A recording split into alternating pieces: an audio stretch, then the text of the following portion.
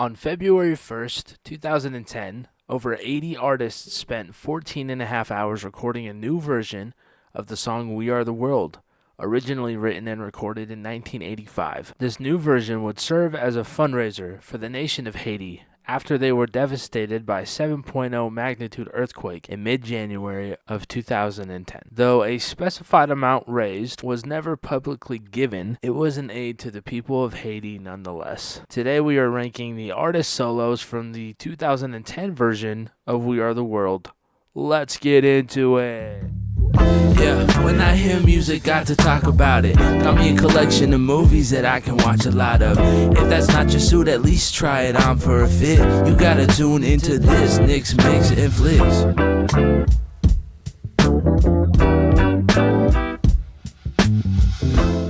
Hi, I'm Nick. Hello there. Welcome back to Nick's Mix and Flicks, the show where we talk music and movie reviews and other stuff too. And today's episode is going to fall under that other stuff too umbrella. Now, if you haven't listened to or watched my ranking of the artist solos from the first We Are the World from 1985, scroll through my episode list or on YouTube. I recommend go watching that for some context for this one. But if you don't want to, just know that I take that personally and I will never forgive you, I swear. Anyway, go check out that other episode. It's not too long. This one shouldn't be too long either, but we're going to have some fun with it. Let's get into the rankings. Oh yeah, ranking these solos was considerably more difficult than the solos in the original version from 1985.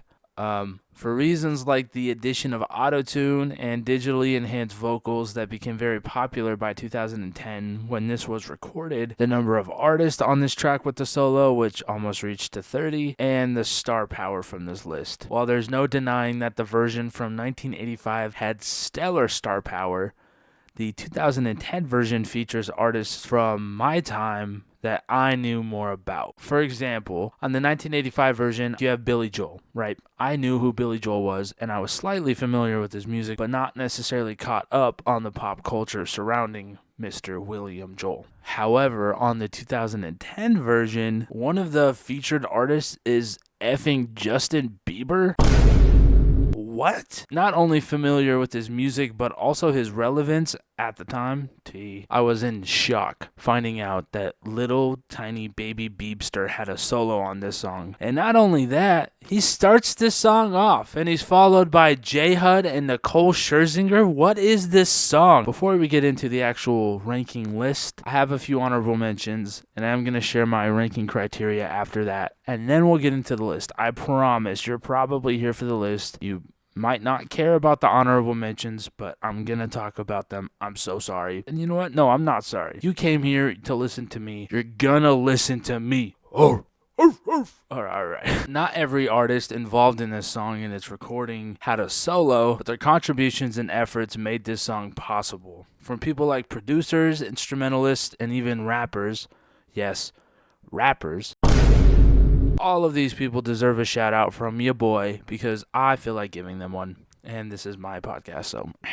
Lionel Richie. What? He's on this one too? No, he doesn't have a solo, but he did help produce this track. And he was one of the major players in the 1985 track and its conception. But he does play more of a producer role this time around. Lionel, alongside Quincy Jones, rest in peace Quincy Jones, created the efforts to put this track together, much like the original version from 1985. Carlos Santana and Orianthi. Carlos Santana and Orianthi, both professional guitarists and featured on many songs. These two jokers have two pretty gnarly guitar solos on this song. You may know Carlos Santana from the song Smooth with Rob Thomas, and you may know Orianthi from her many years playing with Alice Cooper. Pretty cool, huh? Rappers. The 2010 version of this song features a rap verse. Yes, a rap verse. There are some conflicting lists online as to who specifically the rappers are. I've seen most lists kind of have one or two rappers that differ, but I believe to have a pretty solid list here. Here are the rappers featured on the rap verse of the song. Here we go. LL Cool J, will.i.am, Wyclef Jean, Snoop Dogg, Jamie Foxx, Nipsey Hussle, R.I.P. Busta Rhymes, Swizz Beatz, Kid Cudi, Iaz, and Man. Whew. Okay, maybe that wasn't as hard as I thought it was going to be. That's what she said. Oh my gosh, that's so funny. Now, the following rankings were based on a very specific criteria, carefully and thoughtfully curated by me, Nick. Like the original version, after listening to 3 songs by each individual artist, which this time around was a little bit more of an ask because there are almost 30 artists with a solo on this song, but I did still listen to 3 from each artist in order to establish a skill set for each artist, and I assembled my rankings based on the following. 1, how well I feel each artist displayed their skill set in their solo, and 2, my personal enjoyment. This is pretty much the same criteria from the first version of the song, so let's get into the rankings. Oh. Number 28, Nick Jonas. Man, kind of sings. I don't know. I guess technically he sings, but he's more grunting than anything. I'm very impressed by his grunting, but he's just kind of there, and in my opinion, seems like one of the more out of place artists here. There's a music video to accompany this technically song, and watching the faces of some of these artists, you can kind of tell they might be a little uncomfy with just how much attention is happening at that time. But 28 goes to Nick Jonas. Number 27, Wyclef Jean. So if you look into this song, you'll likely find the common opinion is that Wyclef Jean has the worst sounding section of the song. I think a good amount of the criticism is fair, as he kind of sounds like Mumble trying to sing in Happy Feet. Make that the second time I've referenced Happy Feet on a We Are the World review. Holy moly, dude. I cannot get away from that. I think it often gets overlooked that Wyclef is speaking Haitian Creole in his parts of the songs, which is his native language and a primary language spoken in Haiti. If you remember, this charity single was created to raise funds for Haiti following the devastating earthquakes. So at least he's doing that, right? But his singing is not very good, and as far as I know, there's not really a reason he sings the way he does. Number 26, Barbara Streisand. She's giving, yeah, look at me. I'm doing something cool. Again, like, watch the music video, watch her face. It's like, she's got a punchable face. I don't know. I just feel like the face she makes annoys me a lot. She seems like someone I would have a conversation with and would find a way to bring herself up over and over again. Sorry, Barbara. Number 25, Kanye West. It's fair to say I think that this isn't a great time to be ranking Kanye West on anything, given his recent activity on social media for the past, 8 years. The man is clearly losing touch with reality. That's no secret. On this song specifically, he's just doing Kanye West, and I think at the lowest level possible. Nothing impressive here from him. That's number 25. Number 24, Janet Jackson. Featured on the track's chorus alongside a posthumous Michael Jackson. Rest in peace. You can't really hear her much. I think the mixing is just kind of not great right there. You just kind of hear Michael's version, unless she perfectly blends in with his voice. They are siblings, so that could be the case. So technically, Michael is featured on the song, but I didn't really feel like ranking him because A, it's a recording of him, and B, we already ranked him in the first list, which, if you haven't seen it, again, go check it out. Number 23, Jennifer Nettles. I don't know why I said it like that. I'm not really a fan of her voice at all here. She was at one point 1/3 of the band Sugarland, but is now 1/2 of the band Sugarland after bandmate Kristen Hall left the group in December 2005. Not sure what that was about, but Jennifer Nettles is our number 23 spot. Yeah. Number 22, Tony Bennett. I mean, it just feels like they gotta get like an old guy on the track. Similar to how reality TV shows always have an array of people on the shows, Tony Bennett serves as the senior representative of this group. But I do love his version of I Left My Heart in San Francisco, which I think is technically the main recorded version, which is still continued to be covered by singers to this day. But his voice is underwhelming here. He's aging, and you can tell when he sings. Some people might think his raspy, wrinkled paper texture of a voice is cool, but I'm not one of them. Sorry, Tony. You're number 22. Number 21, Tony Braxton. Well, another Tony. Tony's back to back. That's pretty fun. I don't have much to say about Tony Braxton's solo, other than the effort of her mannerisms in the music video don't seem to match the effort she puts into her vocal performance here. I feel like she's putting more into moving her arms around and nodding her head like, yeah, I did that, than the actual oomph of her voice. Just kind of disappointed overall. Sorry, Tony. 20. Isaac Slade. Nah, this guy's the lead singer of The Fray. They have songs like You Found Me and How to Save a Life, which were very popular with Little Nick. Here's my Isaac Slade impression. I found God. Pretty good, right? Yeah, I thought so too. It's kind of a mix of Isaac Slade and Jennifer Coolidge. Interesting. 19. Lil Wayne. Littered with auto-tune, Lil Wayne joins the list at our 19th spot. He highlights and showcases one of the most apparent differences between the 1985 and 2010 versions of the songs, that being auto-tune. Regardless of how you feel about it, auto-tune was at a huge level of popularity at this point in time. So it's given that at least one artist from that generation of music uses it on this track. Other than that, nothing cray-cray here. Just Lil Wayne being Lil Wayne, sounding like Lil Wayne. He tries to bring up the tone of his solo at the very last second, but overall makes it just a tad bit worse, in my opinion. Quit trying to be cute, Lil Wayne. Go back to rapping, brother. 18. Fergie. She's lucky we're reviewing her performance on this track, and not her performance of the national anthem at the 2018 NBA All-Star Game. Can you believe that happened freaking 7 years ago? Where has the time gone indeed? Now, luckily, we don't have to hear her too much on this track, and she doesn't sound nearly as bad as she did in that video. She gives Little League mom that yells at the ump for a, quote, bad call when her son Axel swings at a slider just outside of the strike zone. Just a hunch. Not too much of a fan of her solo here. Yeah. 17.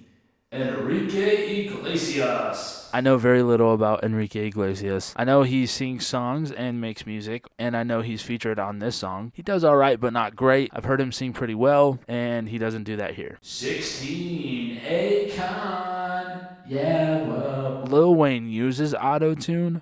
Akon perfects it. I wouldn't consider myself an Akon fan, but I can at least respect it when an artist finds their pocket, and Akon most certainly finds it on this track and excels at sounding like a robot singing. Beep bop boop, Mr. Akon.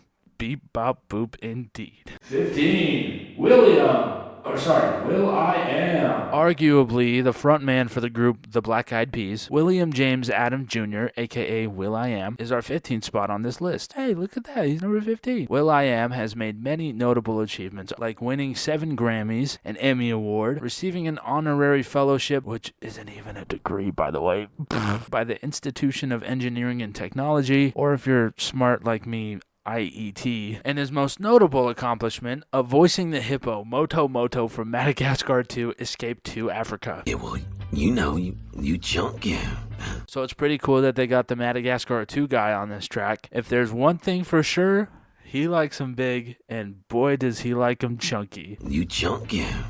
That made my wife laugh. I feel good about that. 14. Jamie Foxx. Speaking of really cool, obscure cameos, Ray Charles is here, or at least the actor that portrayed Ray Charles in the 2004 film Ray. It's Jamie Foxx. Oh my gosh, it's the Beat Shazam guy. With the intro at the beginning of the music video for the song, it seems like Jamie Foxx was sort of a frontman for this charity single. I mean, look. The guy is a pretty good singer. Definitely not a bad entry on this list. He doesn't exactly wow me, you know? All to say, Electro from The Amazing Spider-Man 2 and Spider-Man No Way Home certainly does not disappoint. What's up, Peter? How you like the new? 13. Adam Levine. Oh, brother, this guy stinks! Mr. Maroon 5 decided we will be graced by his presence on this track. Wow, how thoughtful of you, Adam. Thank you so much. I'm sorry, guys. I'm just not a huge fan of this guy. I hate the way that he sits in his chair on The Voice. I hate the smug arrogance that oozes off of him. I hate his hair. I hate the song Memories. I hate the way that when you sing the Maroon 5 song Animals, it sounds like you're singing like animals. Animals like animals, balls. Now let me say I'm the biggest hater. I hate the way that you walk, the way that you talk. I hate the way that you dress. But I guess he's far from the worst sounding person on here, so he goes at 13. 12. Mary J. Blige. Hey.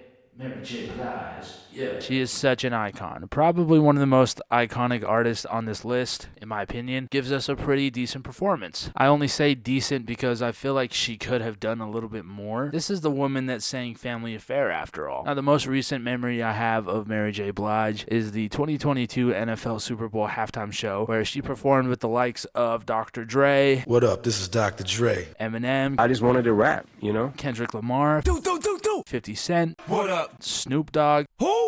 etc. Now, compared to fellow artists, she impresses me far more than some of those other stinkers. Get them out of here. They stink. With Mary J. Blige, I wanted more, but wasn't necessarily let down, you know? Good effort, Blige. Number 11, Justin Bieber. Oh. Hey, yo, we got little baby Justin Bieber. 2010 was quintessential J-Biebs. He released his album My World 2.0 on January 1st in the same year, and my man was streaming numbers. Let me just read you the track list for My World 2.0. All the real believers will understand how insane this track list is. Here we go. Baby, which has over 1 billion streams on Spotify. Somebody to Love. Now, this is a version without Usher. Get Usher on here. What are you doing? Stuck in the Moment. You Smile. Runaway Love. Never Let You Go. Overboard. Eeny Meeny. Up, and That Should Be Me, which I belted in the car the other day. Very happily married, and I love my wife more than anything, by the way. Number 10, T-Pain. That was awesome. Back on the subject of autotune here, while Lil Wayne used it and Akon perfected it, T-Pain is autotune. It's pretty well known at this point that the man can sing without autotune just fine. For proof, go watch his Tiny Desk concert. Go listen to his cover of Tennessee Whiskey. Crazy good. My guy can belt. He was gaining some serious traction around this time too. In the music video, hearing and seeing him is like a cameo in a Marvel movie that nobody expects. Here's a recreation of my reaction when watching this music video for the first time. Yo, is that T-Pain? Dude, literally me. Number 9, Nicole Scherzinger. Don't like her. She sings well on the track. Moving on. Number 8, Mary Mary. I will be totally honest. I had never heard of these ladies before listening to this song, and yo, they can sing. The duo consists of sisters Tina and Erica Campbell, and I love the way their harmonies fill the space of this track. Without them, I think the second half of the song wouldn't hit as much. An impressive first impression for me. They seem like very sweet ladies. If you're a fan, you'll know that they've been taking a break from Mary Mary projects to focus on their individual lives. Sweet ladies with sweeter voices. They go at number 8. Number 7, Josh Groban. Oh man, my sister loves Josh Groban. I do this impression of him that always seems to annoy her, so that's pretty fun to do. Like him or not, the man can sing, alright? And this man sings. Some may say overrated, but I would say overhated. Hashtag justice for Josh. Number 6, Miley Cyrus. Does anyone else kind of think she looks and sounds exactly like Hannah Montana? No? Just me? Alright, Miley had just come off the hype and buzz from the previous year, 2009, with songs like The Climb, and her Disney Channel show was 1 year away from ending. The girl was all over the place. It's no wonder Miley would be featured on this track. It'd be silly not to include her in the recording. How they got Tony Bennett to connect with the senior side of the listeners, I think they got people like Miley, Justin, and Nick Jonas to try to make the song appeal to a younger audience. Whether they were successful in that effort or not, what is the Jonas Brothers child fan base gonna do? Donate? With what income would the Beliebers donate to Haiti? I guess spreading the song all over the place increases your chances of action, but I'm not sure asking children for money was the way to go here. I'm sorry, I don't have any. I'm a little baby. I'm a baby, I have no money. I can pay you in blocks. Plus, aren't a lot of these people like super rich? How much money have they donated? T. As my wife Sydney would say, and she just did. T. Number 5, Celine Dion. Every night in my dreams, I think about how some people claim that Cyndi Lauper did better with this solo than Celine Dion did, and it makes me wonder if these people have totally functional eardrums or not. First of all, Cyndi Lauper can sing, sure, but to compare her range to the Titanic lady, I don't think so. So put some respect on Celine Dion, please. I think she kills her part, and I think she is one of the more exciting parts of the track. Number 4, Usher. I couldn't not put my boy Usher in the top 5. My mom really likes his song Yeah with Lil Jon and Ludacris. When that song comes on, I swear my mom turns into a different person. I'm like, oh my gosh, what is going on? I will not explain in detail what happens, but let's just say it gets pretty crazy.